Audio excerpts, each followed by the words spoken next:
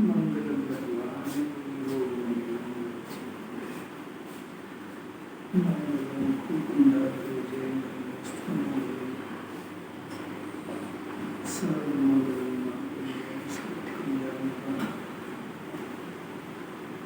नाम सर्वनाम जय कृष्ण कृष्ण नमः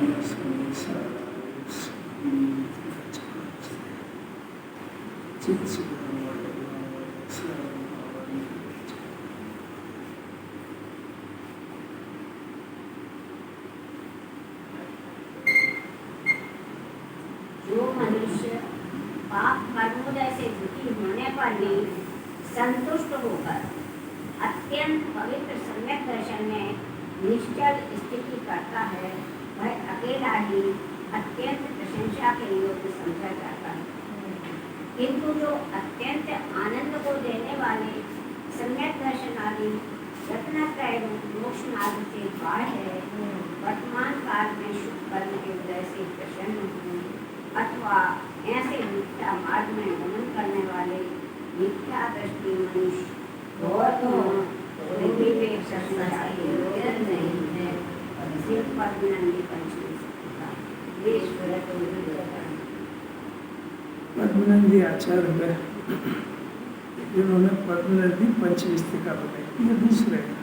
और ये आचार्य में कुलकुंडाचार्य है। इन्होंने जो पंचविस्तिका लिखी है चारित्र का, व्यवहार चारित्र का, बहुत बढ़िया। दो तरह के जीव दिए, एक सम्यक दृष्टि और एक मिथ्या दृष्टि। अब दो तरह की परिस्थिति ली। मिथ्या दृष्टि है, उसके पुण्य का उदय खूब है, एक एक कार्यक्रम में 5-5, 10-10 करोड़ रुपए खर्च करता है, और सम्यक दर्शन का पता नहीं, सारी दुनिया और भीड़ भी उसके साथ है। तो भी जिनवाणी तो कह रही है जीरो है, और कोई वैल्यू नहीं उसकी। जैन दर्शन में रत्ती वैल्यू नहीं। साहब इतने कार्यक्रम कर रहा है, इतने धन खर्च कर रहे हैं, इतने लोगों उसमें आ रहे हैं, धर्म प्रभाव न हो रही, धर्म की नहीं खुद की प्रभाव न कर रहा और अधर्म पैदा कर रहा है, जैन दर्शन से विपरीत काम कर रहा है, ऐसा ज्ञानी जानते हैं। अब ज्ञानी की सुनो, सम्यक दर्शन होने पर निश्चल स्थिति में रहता है।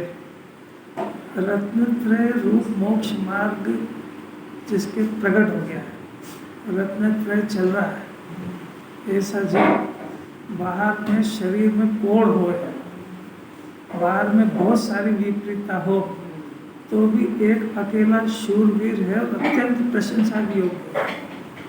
स्वर्ग में उसकी तारीफ होती है। एक ही महापुरुष हुए, पूरा हिंदुस्तान कांप गया उसमें, परवाह नहीं करे लोगों की, शेर की तरह दहाड़ते थे। उसका कोई कारण समझना चाहिए। उसका कारण है कि सम्यक दर्शन दृष्टि में, सम्यक दर्शन होने पर इस जीव ने वो काम कर लिया है जो अनंत सिद्ध की शुरुआत, अनंत सिद्ध का आशीर्वाद जिसको प्राप्त हुआ, अनंत सिद्धों की पगड़ी माथे पर रखता है, केवल ज्ञान का लघुनंदन हो गया। अनंत और अनंत सिद्ध के फेवर में जो ज्ञान चल रहा है, वो ज्ञान जगत की परवाह नहीं करता। शरीर और संयोग को तो पहले से ही भिन्न समझ चुका है। इससे कोई अलौकिक दशा होती है। वो देखो ये जो अधिकार चल रहा है, सर्वसिद्ध ज्ञान अधिकार चल रहा है, इसमें चारित्र की गाथा शुरू होने वाली है। उसके पहले आचार्य जीव को श्रद्धा कराना चाहते हैं, क्योंकि देवशास्त्र गुरु का श्रद्धा वो व्यवहार सम्यक दर्शन, श्रद्धा नहीं सही नहीं होगा। अब देवशास्त्र गुरु नाम की कोई चीज़ नहीं है। आया समझ कि ये देव है, या रथ की प्रतिमा, इनका श्रद्धांत करो, ये नहीं कि ये मुनिराज है, ये जो सामने दिख रहा है इनका श्रद्धांत करो, ये श्रद्धा नहीं। उनके स्वरूप को अपने अंदर समझ के धारण करना, इसका नाम श्रद्धा है। समझ में आई बात? यानी देव का स्वरूप क्या होता है, अंतरंग बहिरंग दोनों, ऐसा नहीं खाली अंतरंग, अंतरंग और बहिरंग दोनों देव का स्वरूप यहाँ समझना और उसकी श्रद्धा करना कि देव तीनों लोकों में तीनों काल में कैसे होते हैं। ये देव का श्रद्धा। गुरु का श्रद्धा, गुरु की बात चल रही है। तो 3 कषाय का अभाव होता है अंतरंग में, सम्यक दर्शन ज्ञान सहित। कषाय का अभाव सम्यक दर्शन ज्ञान के बिना नहीं होता। 3 कषाय का अभाव सम्यक दर्शन ज्ञान सहित आत्मा की इस अवस्था, और उसमें राग में आएंगे तो 28 मूल गुण से ज्यादा का राग नहीं होगा। ये दशा को समझना, इसका नाम गुरु की श्रद्धा है। पर्टिकुलर XYZ के नाम की श्रद्धा। हम तो कुलकुलाचार्य को मानते हैं, एक गजेंद्र सिंह व्यक्तिगत है ही नहीं। तीनों लोकों में, तीनों काल में मुनिराज ऐसे ही होते हैं। तीनों लोकों में, तीनों काल में, कहीं भी हो, भरत क्षेत्र हो, विदेश क्षेत्र, महाविदेश क्षेत्र, अरण्य क्षेत्र, जो भी इतने सारे ना 10 जहाँ भी होंगे ऐसे ही। सम्यक दृष्टि की बात नहीं है। दृष्टि में कोई पुरुष की श्रद्धा थोड़ी करा रहे। सम्यक दर्शन में संवर तत्व की श्रद्धा करा रहे। समय सार तो अमृत है, इसके पूरे संवर का वर्णन है इसमें। व्यक्ति के नहीं है वर्णन इसमें। जिस जीव को संवर पैदा हो जाता है, उसका अंतरंग बहिरंग कैसा होता है, ये वर्णन है इसमें। इस जीव को सम्यक दर्शन होने पर अंतरंग और बहिरंग में क्या चिंतन चलता है और कैसे परिस्थिति रहती है, उस सबका इसको श्रद्धा होना चाहिए। इसका नाम 7 तत्व का विकल्पात्मक श्रद्धा है। कुछ बात समझ में आ रही है? देव का, गुरु का, शास्त्र में तो इन्हीं चीजों का वर्णन करेंगे। 7 तत्व का, भेद का, अभेद शुद्ध आत्मा का, भेद को समझा के अभेद तक ले जाने का, अरहत भगवान का अंतरंग बहिरंग, सिद्ध भगवान का अंतरंग बहिरंग तो कुछ बचे ही नहीं है। आचार्य उपाध्याय साधु तीनों की एक ही शर्त है, कौन से बताएंगे इसको? सम्यक दृष्टि का अंतरंग, वो संवर तत्व का श्रद्धा है। वो संवर जब बढ़ता है शुद्धात्मा की एकाग्रता पूर्वक, तो पंचगुण स्थान होता है, अनुव्रत कहते हैं जिसको, देशव्रत कहते हैं। गुण से निर्जरा चलती है, उनका स्वरूप समझाएंगे। संवर का स्वरूप, निर्जरा का स्वरूप, मोक्ष का स्वरूप, और इन तीनों का धारण करने वाला शुद्ध आत्मा का स्वरूप। इसके अलावा कोई काम कहीं नहीं। तो वो खाली समझ जाएगा कि एक तो अजीब तो पर है, वो पाप पुण्य का परिणामाश्रय तो है, ऐसा इतनी बातें समझेगा तो श्रद्धा करेगा कि ऐसा होता है, तो व्यवहार हुआ। निश्चय तो भी नहीं।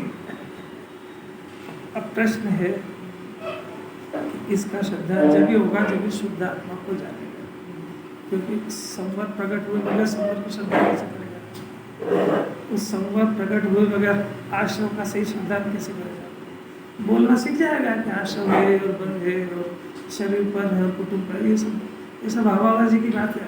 हवाई फायर है, मरेगा नहीं एक दूसरे नहीं, हवाई फायर नहीं करते। भीड़ को दूर करने के लिए हवाई फायर करते हैं। अरे राकेश जी, इस भाव तक पहचान जाए। जिनवाणी का बार बार वजन है स्वरूप की श्रद्धा। तो श्रद्धा जब भी होगी ना जब उसके स्वरूप को समझेगा। अब इस स्वरूप की जब बात आती है तो कहते साहब तो रिपीट करते बार बार एक ही बात। अरे पर तू श्रद्धा नहीं करे जब तक यही समझना है, करेगा क्या? आगे श्रद्धा कराना जीवन के पहली केजी की पढ़ाई तो श्रद्धा करना है, उसके बाद रमणता की बात है। क्या क्या सुना है तेरे को रमणता की बात?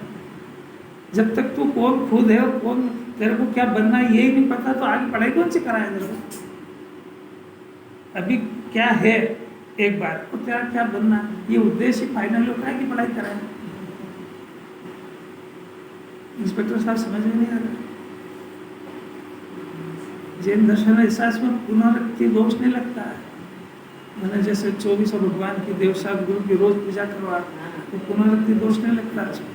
हर दिन उसको उसके आधार से नए नए परिणाम हो। गुरुदेव ने ऐसे नहीं पढ़ा इसको 19 बार। हर समय जब इसको पढ़ते थे इंद्रिय आनंद की उछाला आता था, आत्मा तरह तरह का दिखता था। तभी तो उसको देख के भगवान निकलता है मुझसे, वैसे ही निकलता है।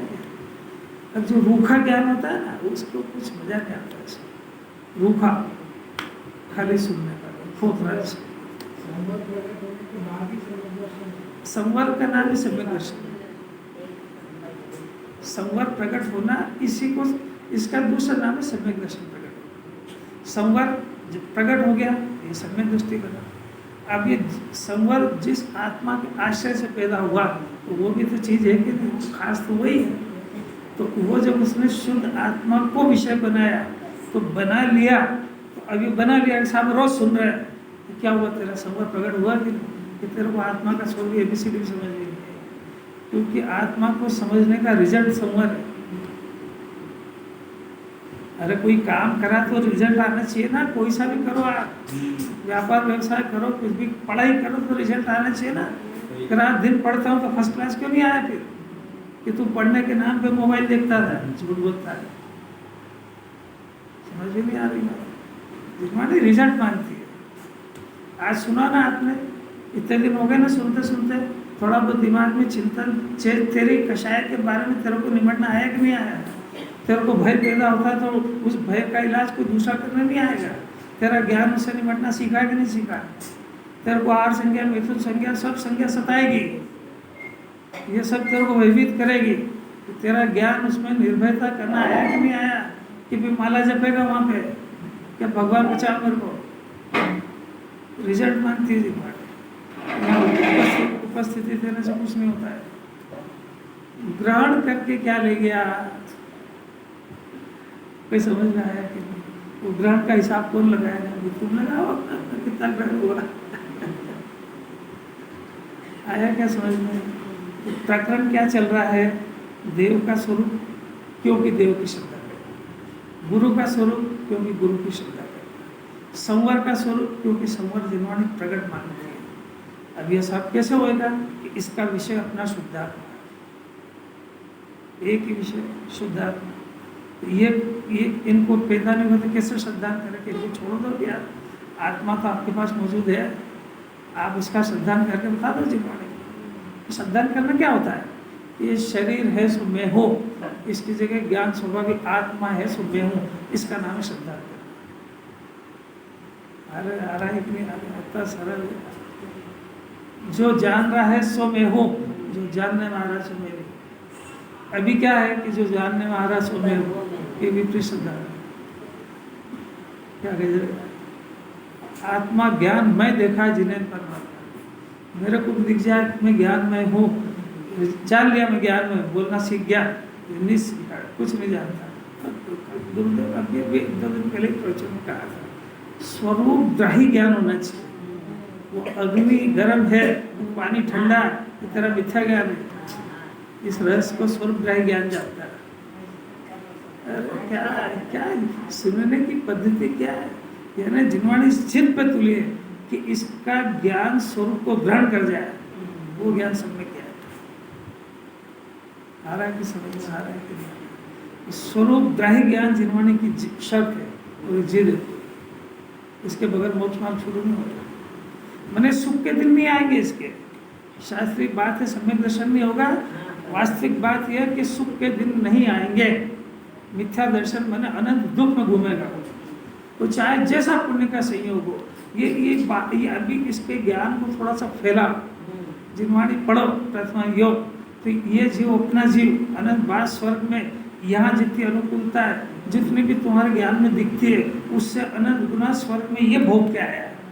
ये वहाँ संतुष्ट नहीं हुआ तो यहाँ क्या हो जाएगा संतुष्ट? जरा श्रद्धा का अर्थ है कि जो जिन्होंने लिखा उसका भरोसा करो। मर जाता तो सारा झगड़ा ही खत्म हो जाता है, मरता ही तो नहीं है।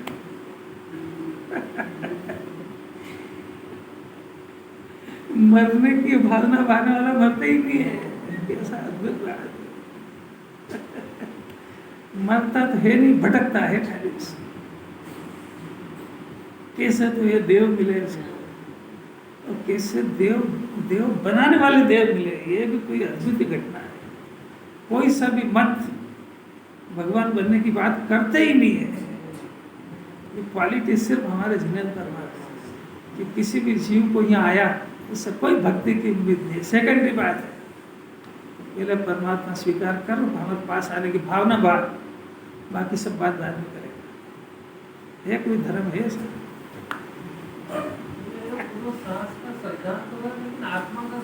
देव शाद गुरु का श्रद्धान रत्ती नहीं है। अरे सुनो बंदे को, क्या शर्तें डाल रहा हूँ सब, ध्यान से सुनो जरा।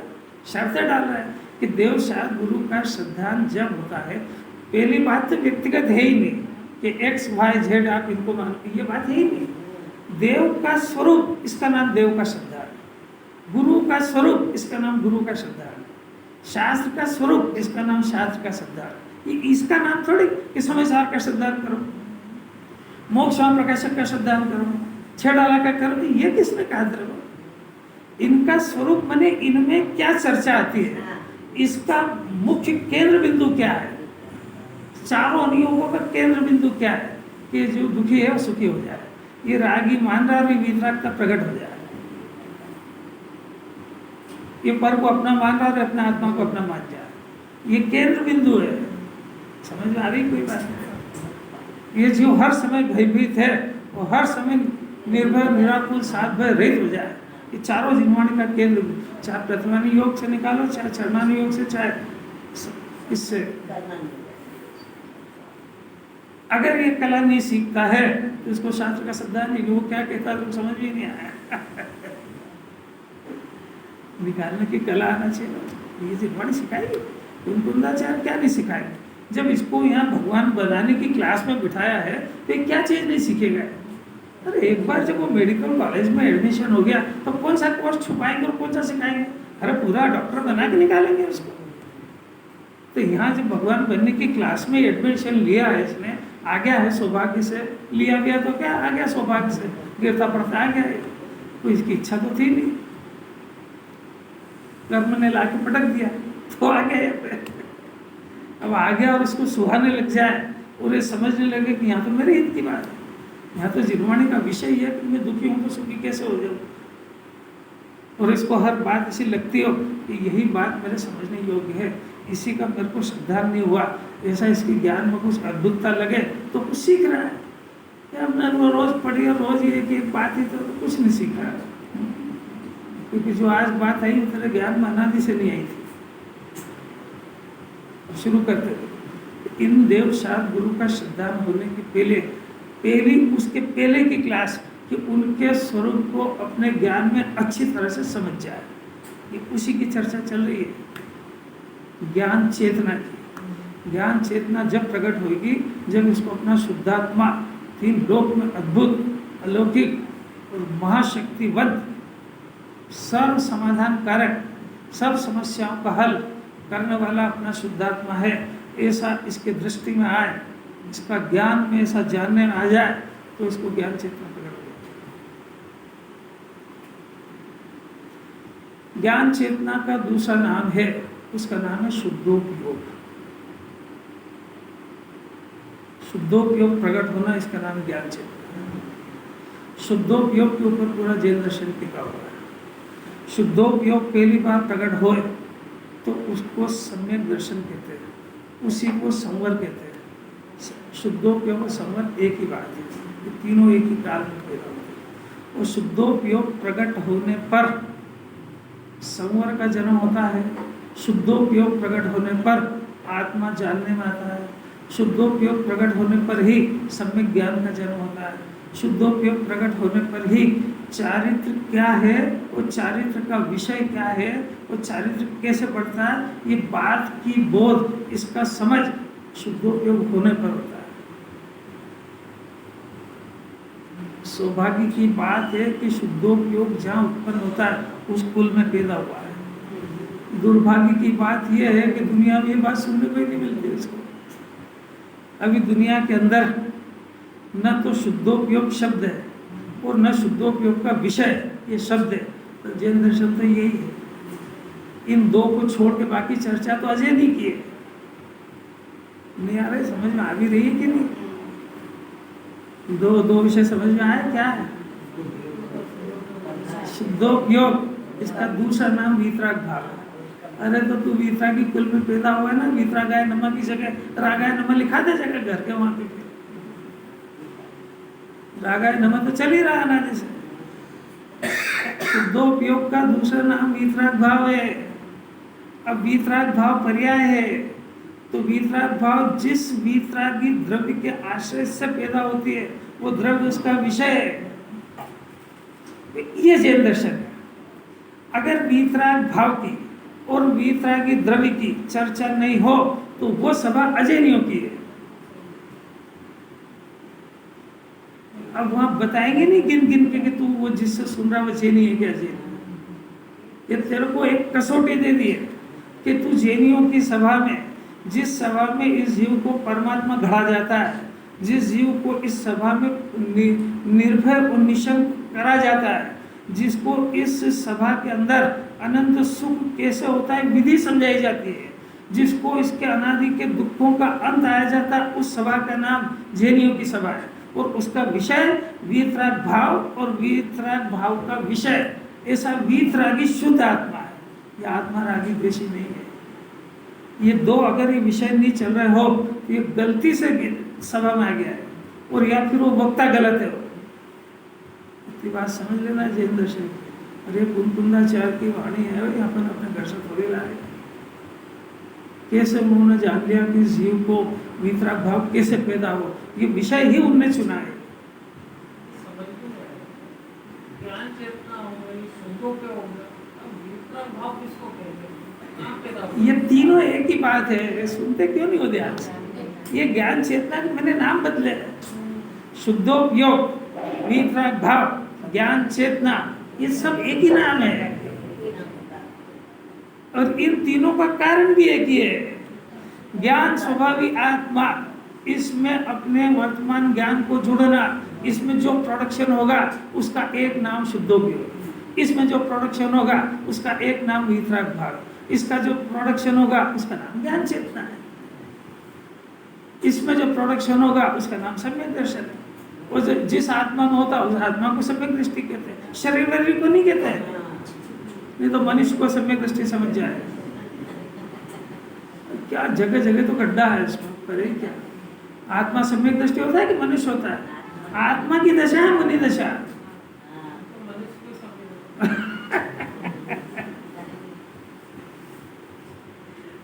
आत्मा समझो, जिस तरीके से जिस आत्मा के अनंत चतुष्टय व्यक्त हो जाता है उस आत्मा को भगवान कहते हैं। तो उनके संयोग में जो शरीर हो, शरीर को भी भगवान कहते हैं। तो कहते हैं ये कहाँ है, ये भगवान है, ये कब कहा?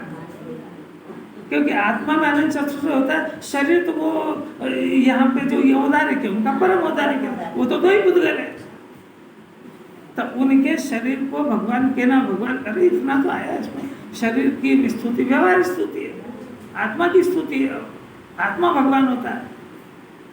जब वहाँ पे शरीर को व्यवहार से आत्मा कहते हैं, अब आप आत्मा को तो स्पर्श कर नहीं सकते हो, तो भगवान की वेदी में जो विराजमान भगवान है उनको जो अपन ने स्थापना करी, उनके चरण स्पर्श को ही भगवान के स्पर्श मानते हैं। पर वैसा ही भगवान का ही मान ले तो कुछ समझता नहीं भगवान कहते किसको है।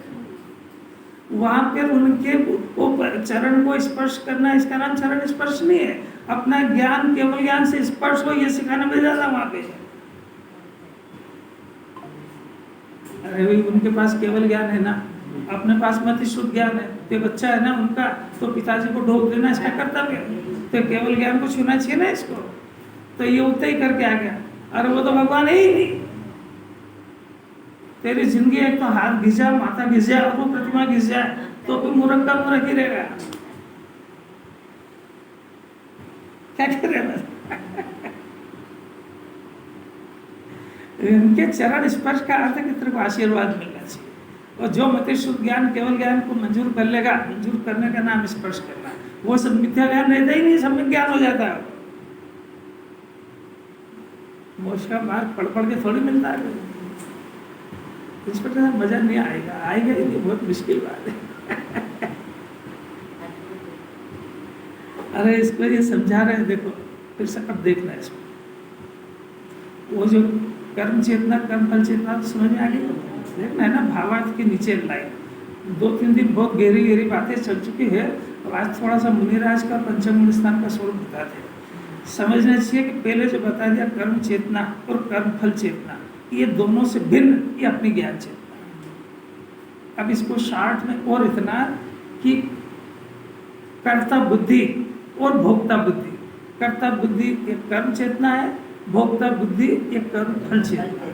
और ये कर्ता बुद्धि भोक्ता बुद्धि इन दोनों से भिन्न अपना ज्ञान स्वरूप ज्ञाता भाव, ये ज्ञान यानी मैं कर्ता नहीं हूँ और भोक्ता नहीं हूँ, मैं ज्ञान स्वरूप हूँ, ऐसा ज्ञान में स्वीकार करना, इसका नाम ज्ञान चेतना। समझ आया? कर्ता बुद्धि और भोक्ता बुद्धि से भिन्न ज्ञाता बुद्धि। कितना सरल है ज्ञान चेतना। अब क्या करें साहब, समझ में तो नहीं आ रही, आप सुनो जरा। आगम प्रमाण से देखना जरा, एक शब्द देखना, ज्ञान चेतना का स्वरूप, क्योंकि जानता नहीं है ज्ञान चेतना का स्वरूप क्या है। पंडित जी यही होते नहीं, काय की बात चल रही, ज्ञान चेतना का स्वरूप बता रहे हैं। उस स्वरूप समझ में आ जाए और इसका ज्ञान ज्ञान में चेत जाए तो प्रोडक्शन होएगा। अभी कैसे जाने के, सबसे पहले आगम से जाने। देखो लिखा है आगम प्रमाण से।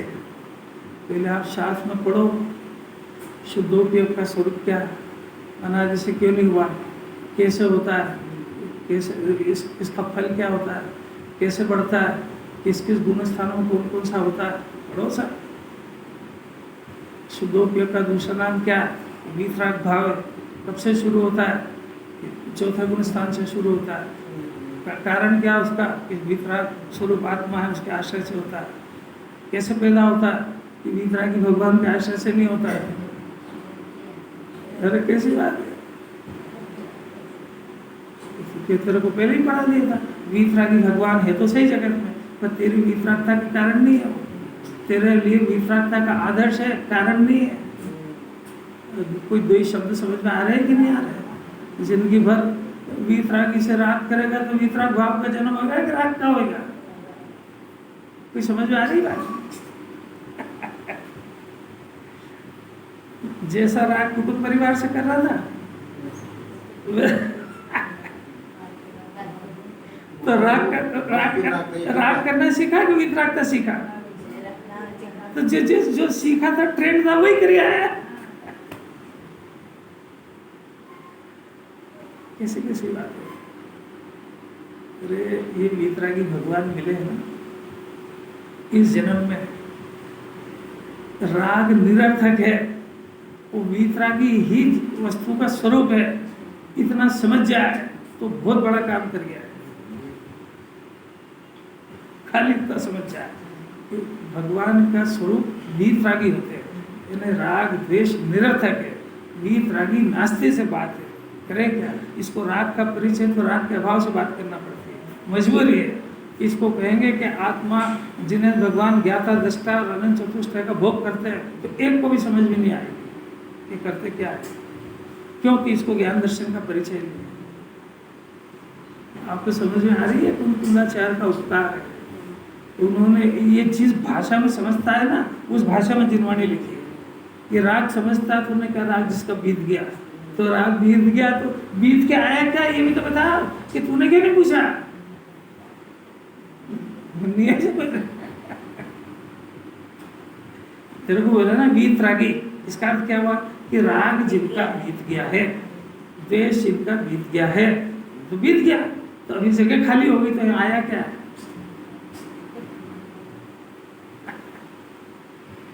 कैसा करिए, ये कुंदाचार्य नहीं मिले होते थे, बात अपने को समझाता कौन? पूरी जिंदगी बोलता वीतरागी भगवान की जय, होता क्या दिया? जय काय की, जब तू समझता ही नहीं तो काय की जय? क्या कह रहे, पढ़ने से कुछ मजा नहीं आ रहा,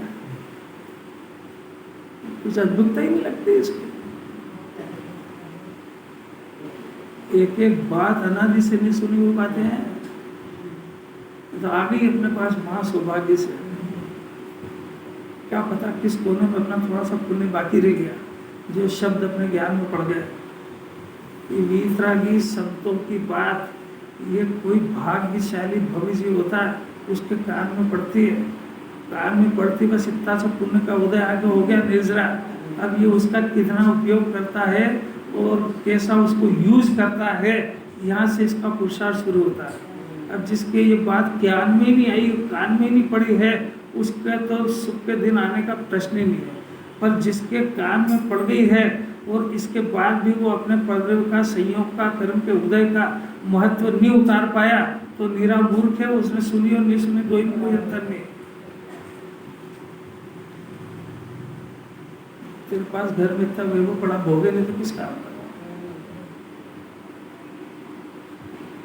कैसे जानना?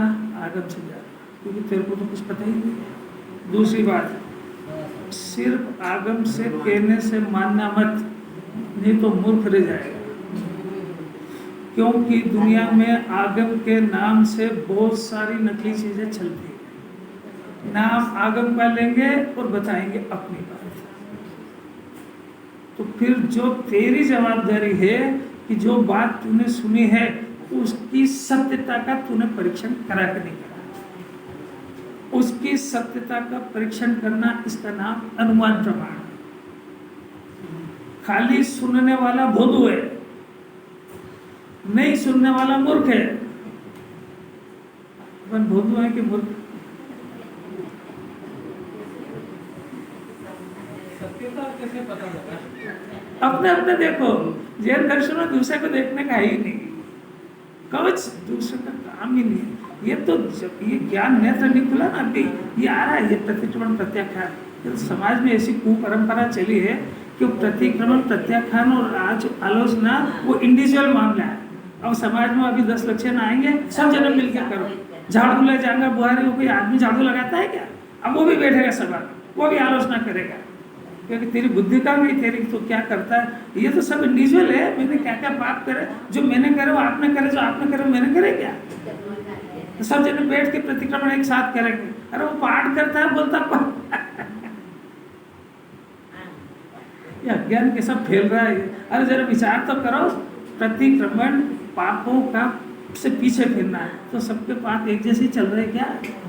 जो हमने पाप करा वो हमको मालूम है। तो हम भी करेंगे ना, उससे पीछे हटेंगे। हम आलोचना करेंगे तो अपने जो जो चल रहे हैं उसकी करेंगे कि सब जने मिल के करेंगे, कि सब अपने अपने करेंगे? वो समझते ही नहीं ना कुछ, क्या करें? परंपराओं में बंध गया। हाल तो इतना ही समझता है कि वो प्रतिक्रमण प्रत्याख्यान, वो आलोचना, वो सम्यक दर्शन के बाद होती है। चारित्र की है वो चीजें, वो पंचम गुण स्थान की सामायिक की प्रतिमा की बात शुरू होती है। मिथ्या दृष्टि को कहाँ से हो जाएगी? तो सब नहीं होती है, तो खाली पढ़ेगा, तब पढ़ने में शुभ भाव भी नहीं होता है उसके। तो रोज रोज एक ही चीज को कहाँ तक पढ़ेगा? 10 दिन तक वही पढ़ता रहेगा। समझो बस, समझो इस जन्म में क्या कह रहे हैं, इसका भाव पकड़ो जरा सा। ये रटे रटाएगा जैन दर्शन में कोई काम नहीं है। वहाँ ध्यानत राय जी, बुद्धजन जी, दौलत राम जी, टोडरमल जी, जो जिन्हें भगवान के सामने बैठे थे, तो जो परिणाम आया तो उन्होंने कहा लिख दो इसको, तो वो उनका लिखा हुआ है, अपने अंदर कुछ भी नहीं है उसमें। अपने अंदर के परिणाम व्यक्त करो भगवान से, उसमें असली भक्ति होती है। नहीं आया वो तो उनका लिखा था, उनको सुना दिया। तेरे हाथ में क्या है? तेरा तो कुछ ही नहीं, तेरा तो उसको अर्पण क्या लागे मेरा। 16 कारण पूजा तुमने लिखी, तो उनका भाव है। अब तू तेरे को इतना भाव पैदा नहीं होता तो उसको पढ़ पढ़ के भाव कर, और फिर वहीं अटकेगा। उससे ज्यादा भी तो कुछ कर सकता है कि नहीं? अपने भाव नहीं बना सकता है, तो वहाँ सीखा क्या? फिर नहीं आ रहा, कुछ समझ में पड़ती नहीं है बेचारे को। ज्ञान नेत्री बंद है, सोचना ही शुरू नहीं करता। वो तो अभी बात चलेगी प्रतिक्रमण प्रत्याख्यान। आज तो थोड़ी सी हिंट्स दी उसको, अभी जो गाथा आएगी उसको। अनुमान प्रमाण में तर्क से, न्याय से, युक्ति से समझना चाहिए। बाजार में बहुत होशियार है, कोई सी भी चीज व्यापारी ने दे दी तो एक दिन में खरीदता है, उसको तर्क लगाता है, युक्ति लगाता है, उसकी मजबूती देखता है, कि ड्यूरेबल देखता है, सब देखता है, और यहाँ आँख बंद के सुन लेता है जो भी कुछ कहना, तो उसका आगम प्रमाण भी फेल है। इतनी जवाबदारी उसके बाद भी जिनवाणी मंजूर नहीं करती है। अगर तेरा वो युक्ति और तर्क सत्य है और वो बात तेरे अंदर उतर गई तो स्वसंवेदन की शर्त है। जो बात सुनी है वो स्वसंवेदन से प्रमाणित होती है। फिर वो ऐसी प्रमाणित होती है कि जिसने एक बार शक्कर को चख लिया कि मीठी है तो 3 लोग इकट्ठा हो जाए तो उसको शक्कर को कड़वी सिद्ध नहीं कर सकता। और अगर इसने नहीं चखी और बहुमत हो गया 200-500 का, उन्होंने कहा क्या बात करते हो आप, मैंने चखी है, तो वो फिटकर में मिश्री दोनों एक जैसी होती है तो सब तुरी होती, मीठी होती ही नहीं है। कि तूने फिटकर ही चखी है, आज तक तूने मिश्री चखी ही नहीं है। अगर तू एक बार मिश्री चख लेता तो मक्खी को भी इतनी अकल है कि 2 डले पड़े हो वो फिटकरी पे बैठती हो और गलती से मिश्री पे बैठ जाए तो कभी फिटकरी पे नहीं बैठेगी, बैठेगी और उड़ के आ जाएगी इधर। जाओ जाओ, टाइम हो गया, तो जाओ, जबरदस्ती क्या को बैठना, मन थोड़े लगेगा। मन उचट जाए जब से अभी शुरू हो जाती है, काम की बात नहीं लग रही तो क्या सुनना। स्वसंवेदन प्रमाण से जानता है। अब देखना यहाँ के बाद समय दर्शन शुरू होता है। जो स्वसंवेदन प्रमाण से जाना है उसकी श्रद्धान यानी प्रतीति दृढ़ करता है। यानी जिनवाणी की शर्त है कि स्वसंवेदन के बगैर इसको प्रतीति नहीं होगी। आत्मा ज्ञाता है तो ज्ञाता हो के दिखाए। अब दूसरी बात, यह तो अविरत है यानी चौथा गुणस्था, गजब हो गया। देश विरत माने 5वां गुणस्था, प्रमत्त अवस्था यानी 6ठा गुणस्था। इतना चौथा, 5वां, 6ठे के अंदर शुद्धोपयोग की मुख्यता नहीं है। शुद्धोपयोग होता है तो ज्ञान चेतना शुरू होती है, पर इन तीनों गुण स्थानों में शुभोपयोग की मुख्यता रहती है। भगवान बनाना है ना, ये इसलिए लिखा कि कोई जीव चौथे गुण स्थान वाला व्यापार व्यवसाय ब्याह शादी करता है तो उसको कोई भी सम्यक दृष्टि नहीं मानेगा। वो लड़ता है, खाता है, पीता है, ये ऐसे कोई होते हैं। तो उसको कहा कि उसको ज्ञान चेतना प्रकट हो गई, तू माने कि मत माने, वो सम्यक दृष्टि है। पंचम गुण स्थान वाला वो सब करता है, चारित्र का अंश प्रकट हो गया, वो भी सम्यक दृष्टि, ज्ञान चेतना उसके चालू है।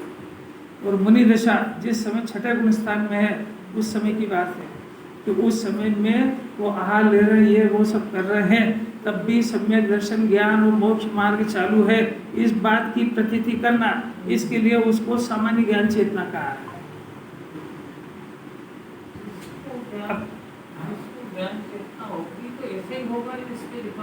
इसमें क्या लिखा है? इसमें कुछ लिखा ही नहीं।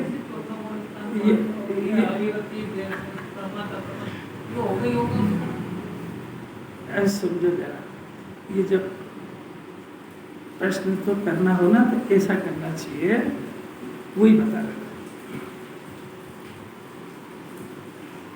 चौथे में तो बहुत सामान्य ज्ञान चेतना, शुद्धोपयोग से जैन दर्शन स्टार्ट होता है। चौथे गुण स्थान में शुद्धोपयोग को एक बार होने के बाद दूसरी बार होने के लिए 5-5, 6-6 महीने लग जाते, 6 महीने तक भी लग जाते मैक्सिमम पीरियड। अगर 6 महीने में वापस से एक बार शुद्धोपयोग नहीं हो तो गुण स्थान विख्यात हो जाएगा। ऐसी शर्त है जिनागत मैंने जिनवाणी। 6 महीने तक नहीं कर पाया ना, मतलब कितना पुरुषार्थ है कि एक बार शुद्धोपयोग का स्वाद चखा, उसके बाद 6-6 महीने लग जाते तो नहीं उत्पन्न होता है। इससे जानो कि पुरुषार्थ कितना होता है। सम्यक दर्शन होने में कितना पुरुषार्थ है, उससे अनंत गुना ज़्यादा पुरुषार्थ उसको टिकाने में है, और उससे ज़्यादा पुरुषार्थ सम्यक दर्शन के बाद में एक दूसरी कषाय का अभाव करने में, मैंने 5वां गुण स्थान प्रकट करने में। तो खेल तमाशा है क्या? अनंत बनने की क्लास चल रही है। आप तो अभी सुन लो, पहले जो कह रहे हैं वो समझने का प्रयत्न करो, उलझा उलझी मत करो, क्योंकि जो बात चल रही है वो अनादि से जीव को बता दी। इसीलिए संसार में परीक्षा नहीं कर पाता है, वो इसीलिए भ्रमित हो जाता है, वो इसीलिए हर एक की बात सही है, ये तो राजद्वेष की बात करते हैं। अरे वस्तु स्वरूप से मिलान करना सीखो। समझ में आया? एक बात।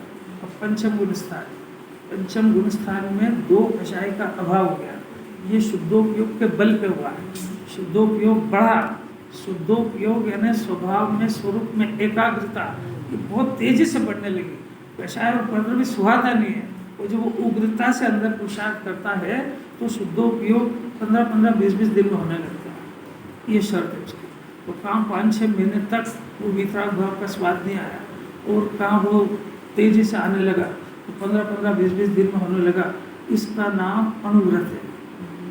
वो बाहर से अनुव्रत धारण करने का नाम नहीं है, इसका नाम पंचम गुण स्थान है। बार बार, और फिर से स्वभाव स्वरूप में बार बार एकाग्र होते हैं। इसके लिए समय की कोई मर्यादा नहीं है, जितने समय में हो जाए। शूरवीर हो गौतम गणधर जैसा, तो अंतर मुहूर्त में चौथा, 5वां, 6ठा और गणधर हो गए। लगाओ ताकत तुम्हारी कितनी है। आत्मा अपने पास और पुरुषार्थ करो। अभी हाल आत्मा में हुए स्वीकार करने में पसीना पसीना उतर रहा है, ये निर्णय नहीं कर पा रहा मैं कहाँ सुनूं, किसकी सुनूं, क्या करूं, तो कौन सा विषय मेरा है, कुछ होश में ही नहीं है बिल्कुल। इसीलिए स्वरूप समझा रहे हैं। अब मुनिराज की बात, वो स्वरूप में एकाग्र हुए तो तड़ातड़ अनंतानुबंधी गई, अब प्रत्याख्यान भी गई, 3 कषाय झोपड़ी का अभाव हो गया। अब इसकी शर्त है बहुत गजब की, इसलिए बातें चल रही कि चौथे, 5वें, 6ठे, 7वें वाले का श्रद्धान करो तो स्वरूप तो सुनो कि उनके अंतर मुहूर्त में जिनवाणी शुद्धोपयोग मांगती है। मैंने अंतर मुहूर्त में यदि शुद्धोपयोग नहीं हुआ तो मैंने रशा नहीं रहेगी। ऐसे ही पंच परमेष्टि में शामिल नहीं हो गए। अरंत सिद्ध और आचार उपाध्याय साधु इज इक्विवेलेंट टू अरंत सिद्ध। तीनों काय के बल पे, शुद्धोपयोग के बल पे। कितना हो रहा है? अरंत सिद्ध को अनंत हो रहा है। इनको कितना हो रहा है कि हर अंतर मुहूर्त में भोगते हैं, और अगर अंतर मुहूर्त में नहीं भोग पाएंगे तो इसका अर्थ है कि कषाय का जन्म हो गया। वो कषाय का जन्म हो गया तो शुद्धोपयोग नहीं होने देगी। आई क्या बात समझ? शुद्धोपयोग यदि नहीं हो रहा है तो इसका अर्थ है कि कषाय हावी हो गई, वो उत्पन्न हो गई, जो मरी थी वो भी उत्पन्न हो गई, और मर जाएगी तो उसके बदले में उसकी जगह पर शुद्धोपयोग का आनंद आएगा। तो अंतर मुहूर्त में शुद्धोपयोग की कंडीशन, ये अनिवार्य कंडीशन। इसका अर्थ क्या होता है? इसका अर्थ ये होता है कि अंतर मुहूर्त से ज़्यादा वो सो नहीं सकते, अंतर मुहूर्त से ज़्यादा वो कहीं जा नहीं सकते, अंतर मुहूर्त से ज़्यादा वो शास्त्र नहीं पढ़ सकते, अंतर मुहूर्त से ज़्यादा कुछ काम नहीं कर सकते, कर नहीं सकते। मैंने उनको हो गई, शुद्धोपयोग होते ही रहेगा, तो उनके सोने वोने का ऐसे खर्राटे भरने का कुछ नहीं। कुछ समझ में आ रहा है? अरे स्वरूप समझ में आएगा तो ऐसे थोड़े पंच परमेष्टि में शामिल हो गए। तब तो ऐसी भावना भाएगा कि प्रभु अपनी ऐसी कब दशा हो। तब पहले स्वरूप तो समझ लो, फिर श्रद्धान पड़ेगा। स्वरूप नहीं जानेगा तो चाहे जिसको ढोके आएगा। कोई बात समझ में आ रही क्या? अब प्रश्न होना चाहिए जो नहीं हुआ, अब वो प्रश्न कर रहा है कि साहब ये जो शुद्धोपयोग जो मुनि दशा में जिनवाणी की शर्त मांग रहे हैं, तो शुद्धोपयोग में वो कब तो सामायिक कर लेते हैं, कब पैदल चल लेते हैं, और कब आहार कर लेते हैं, और वो शुद्धोपयोग की शर्त कायम रहती, ये कैसे समझ में नहीं आया? शुद्धोपयोग की माने शुद्धोपयोग का अर्थ है कि बुद्धिपूर्वक अपने उपयोग को अपने आत्मा में जोड़ना। तो फिर क्या वो आहार नहीं करेंगे, कि फिर वो कोई सामायिक नहीं करेंगे, कि फिर ये नहीं करेंगे, तो शुद्धोपयोग कैसे हो जाता है? ये प्रश्न होना चाहिए। ये सब जिनवाणी करके बता रही, क्योंकि मुनिराज का श्रद्धान कराना है। समझ में आया? टाइम हो गया, बस एक दृष्टांत देकर पूरा करते।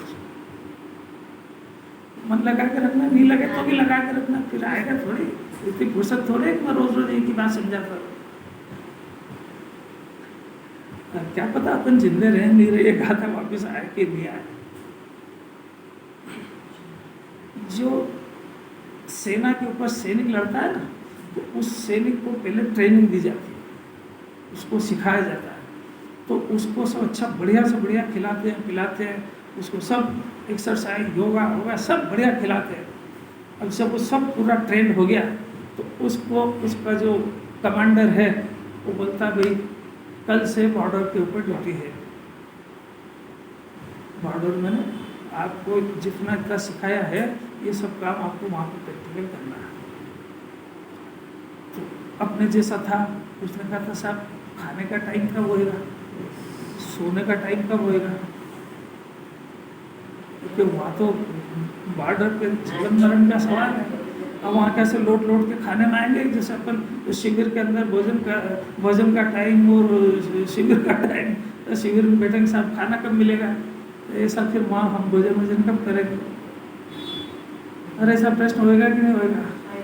अब कमांडर क्या कहता है, देखो सैनिक उसको कहते हैं जो युद्ध के बॉर्डर के ऊपर लड़ते लड़ते खाता है, लड़ते लड़ते सोता है, लड़ते लड़ते पीता है, कोई खाने पीने को याद करे उसको सैनिक नहीं कहते। समझ में आया। सब काम आपको वह बॉर्डर पे फायरिंग करते करते करना है, ये आपको यहाँ सिखाया गया है। ऐसा मुनिराज बनने के पहले उसको शुद्धोपयोग कैसे कैसे होता है सब सिखाया जाता है। उसको पंचम गुण स्थान का नाम ही है कि उसमें मुनि दशा की ट्रेनिंग और रिहर्सल होती है। उसको जंगल में अकेले रहना सब सिखाया जाता है। ये पिच्छी कमंडल और शास्त्र तीन चीज़ के अलावा कुछ होती नहीं है। और सुन रहे कि नहीं सुन रहे, पिच्छी कमंडल और शास्त्र खुद उठाते हैं, कोई दूसरा नहीं उठाता है। समझ में आया। एक जगह से दूसरी जगह पे विहार करते हैं तो खुद ही उठाते हैं, दूसरा नहीं उठाता उसको। दूसरा उठाए तो जैन दर्शन खलास, इतनी मर्यादा होती है। और वहाँ पर जंगल में गए हैं तो वहाँ पर मैं सामयिक करूँगा, कोई बंदर आके पीछे ले गया, कोई बंदर कमंडल ले गया, वो कोई साथ फड़ गया, तो कि ये चिंता करो उसका नाम मुनिदशा नहीं है। वहाँ तो चिंता एक ही होती है कि शुद्धोपयोग से नहीं गिर जाए। आया समझ में। अब 8 दिन 5 दिन 15 दिन 20 दिन भोजन नहीं हुआ तो शरीर की ऐसी दशा हो जाती है कि वो चक्कर खा के गिर जाए, यहीं पड़ा पड़ा गिर जाए, वहाँ जंगल तक जा ही नहीं पाए और उसकी कोई परवाह नहीं करे, उसका नाम मुनि दशा है। परवाह सिर्फ शुद्धोपयोग की होती है। तो शुद्धोपयोग से नहीं गिर जाए, क्योंकि हमने जब प्रतिज्ञा ली 28 मूल गुण की, उसमें शुद्धोपयोग की आराधना की प्रतिज्ञा है। और उससे गिरे तो 28 मूल गुण के शुभ का भाव है, वो तो मर्यादा को बांधने के लिए। वो कोई शुभ भाव 28 मूल गुण पालते हैं उनको मुनि नहीं कहते हैं। 28 मूल गुण नहीं, शुद्धोपयोग को पालते हैं उनको मुनि कहते हैं। और वो जो 28 मूल गुण है वो तो गिरने की बाउंड्री की रक्षा के लिए वो भाव होता है, उस भाव का ज्ञान कराते हैं। मुनिराज 28 मूल गुण नहीं पालते हैं, शुद्धोपयोग को पालते हैं, उनके 28 मूल गुण पल जाते हैं। मुनिराज को जंगल में शुद्धोपयोग की आराधना के अंदर शेर खा जाए, शालिनी खा जाए और दूसरे कीड़े मकोड़े मच्छर बिच्छू सब खा जाए तो 22 तरह के परिसर उनके होते हैं। तो 22 तरह के परिसर जय करते हैं, उनको मुनिराज कहते हैं। परिसर को सहते हैं, उनको अज्ञानी कहते हैं। भाई कोई परिभाषा समझ में आई। परिसर जय होती है, परिसर सह नहीं होती है। अरे क्या इसको श्रद्धा किसको कहते हैं? जब श्रद्धा ही नहीं हुआ तो ये सम्यक दर्शन के सामने मत देखना है। 11 साल की उम्र में वो जिनके अपन ग्रंथ पढ़ रहे हैं, जिनको मंगलम भगवान वीरों के बाद जिनका नाम लिया जाता है, ये उनके अंतरंग की दशा चल रही है कि वो शेर बिच्छू और वो जानता होगा और ये निगमपन मुनिराज इनको मत काटो। कब गिर जाए, कब चक्कर आ जाए, कब भन्नाट आ जाए, कब हाथ पांव उठने लगे कि इसको शरीर को भिन्न है और लाखों वर्षों तक रहे या छूट जाए, ये तो मैंने सम्यक दर्शन हुआ था जब ही कर लिया था। अब तो चारित्र की दशा है और शुद्धोपयोग के बगैर इतना काम हो नहीं सकता है। इसलिए दी बेस्ट है कि संत निवास बना और वहां, क्योंकि हो ही नहीं सकता क्योंकि ये सब सेम तो करते ही नहीं मुनिराज, विजय करते हैं। तो विजय करने का आधार शुद्धोपयोग है। अब वो आधार है ही नहीं। जैसा इस जीव के पास सात भय रहित नहीं हो सकता है, क्योंकि आत्मा का आधार है ही नहीं। तो शरीर को अपना मान के कब तक भय रहित की चिंता करे? हाँ मैं तो नहीं मरूंगा। नहीं मरेगा फिर कहने से क्या होता है? अस्तिपूर्वक नास्ती होती है जैन दर्शन। और अब बहुत सारी बात है। मुनिराज के स्वरूप को नहीं समझेगा तो श्रद्धान कैसे करेगा? और ऐसा जब श्रद्धान नहीं होगा, ऐसा उनका स्वरूप नहीं समझेगा कि भावना कैसे भाई हो मेरी ऐसी दशा, तो वहाँ कहेगा खाली भगवान के यहाँ क्या आएगा, जैसे तुमने धारी हो मैं तुम जैसा बनने के लिए तुम्हारी शरण में आया, चौके में जपेगा ये? नहीं आ रहा समझ में? वहाँ कितना सही बोल रहा है, समझ में आ रही है? जो श्रद्धा ही नहीं है तेरे को तो ये सब वाणी विलास रहा कि नहीं रहा? तुम जैसा बनने के लिए तुम्हारी शरण में आया, पर उसके पहले जो बनते हैं वो तो देख रहे कैसे बनते हैं। नहीं आई समझ में? अरे अरहंत बनने के पहले मुनि बनेगा कि नहीं? तो मुनि बनेगा तो जंगल जाएगा कि नहीं? और जाएगा तो फिर वहाँ सांप बिच्छू आएंगे कि नहीं? और पीछे कमंडल बंदर ले जाएगा तो फिर, और कोई उठाने वाला नहीं मिला तो फिर घर में, तो फिर मन घर में रखे हो मेरी ऐसी दशा, कब घर को छोड़ वन को जाऊंगा। अरे ये भावना अभी तो पढ़ने ही नहीं आता है इसको, क्या तो बात करें। इसकी रिहर्सल सब पंचम गुण स्थान में करते हैं, शमशान घाट में जाते हैं, वहां रहते हैं, भूखे रहते हैं, उपासना करते हैं, उपवास करते हैं, सब रिहर्सल। बगैर रिहर्सल के जो करेगा वो फेल हो गया। पंचम गुण स्थान इसी की दशा है। इसके बाद दृढ़ता आ जाती है, बाहर की भी और अंदर की भी, तब मुनि दशा होती है, तब पंच परमिष्टि में शामिल होता है। अब एक आखिरी बात और सुनो, बहुत गजब की बात है कि जब ये तीन कषाय का अभाव हो जाए, उस समय में शुद्धोपयोग की आराधना करते हैं, शुभ की नहीं करते।